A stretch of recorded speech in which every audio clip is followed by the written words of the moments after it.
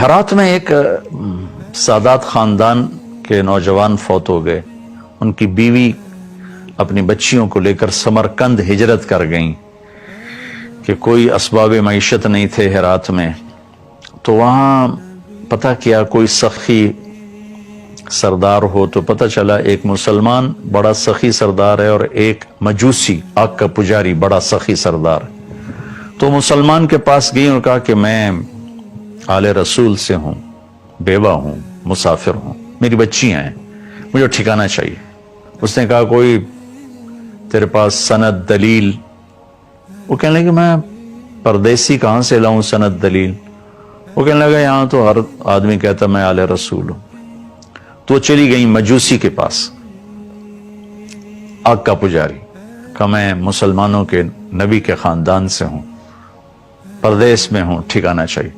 اس نے ایک دم اپنی بیوی کو ساتھ بھیجا جہاں بچیاں انہوں نے مسجد میں بٹھائی تھی، لے کر اپنے گھر آ کے سمرقند ٹھنڈا علاقہ ہے، کھانا کھلایا، سلایا.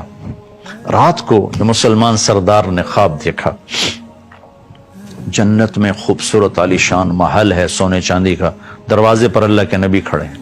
یہ پوچھتا یا رسول اللہ یہ محل کس کا ہے؟ تو آپ نے فرمایا یہ ایک ایمان والے کا ہے.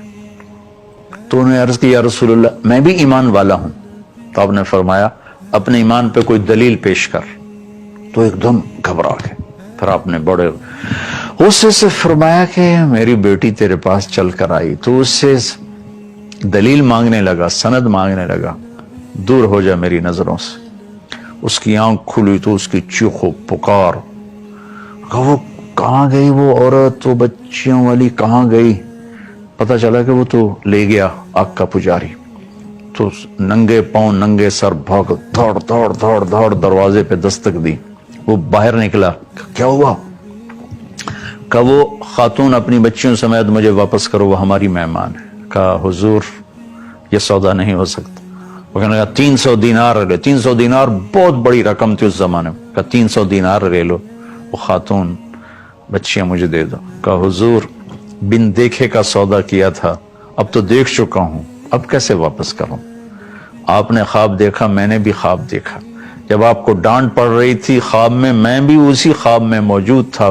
پھر آپ میری طرف متوجہ ہوئے، فرمایا کہ تو نے میری بچی کو ٹھکانہ دیا.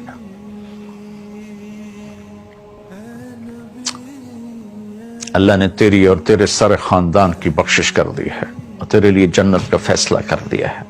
کہ میری آنکھوں ہم سب کلمہ پڑھ چکے ہیں، ہم سب ایمان لا چکے ہیں، اب میں واپس نہیں کروں گا. بھائیو قدر کیا کرو اللہ کے نبی کے خاندان کی. جہاں بھی ہیں قابل قدر ہیں، قابل قدر ہیں. چونکہ یہ سلسلے جا کر ملتے ہیں وہاں جہاں جا کر ساری عزتوں کی انتہا ہو جاتی، انتہا ہو جاتی. اور آپ کی اولاد ساری دنیا میں پھیلی ہوئی ہے.